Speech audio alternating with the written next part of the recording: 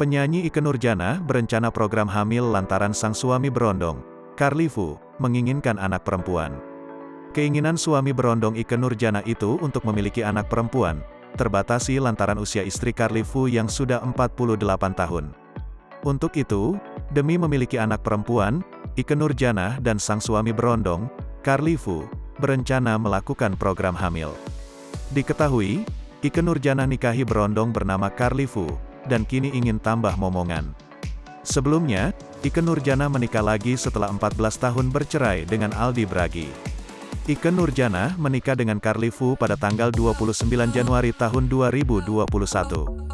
Tentunya, hubungan mereka itu membawa kebahagiaan untuk keduanya.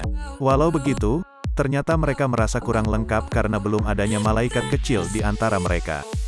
Maka dari itu, Carly Fu menginginkan anak perempuan dari sang istri, Ikke Nurjanah. Emang benar, Carly itu pengin punya baby. Dia pengin punya anak perempuan. Karena anaknya 2 laki-laki, ujar Ikke Nurjanah.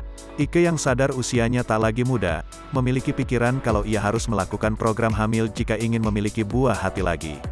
Walau sudah ada rencana, Ikke Nurjanah belum bisa memastikan kapan mereka bisa memulainya. Pasalnya, Ikke juga mementingkan soal kesehatannya dan persiapan lainnya untuk sang buah hati ke depannya.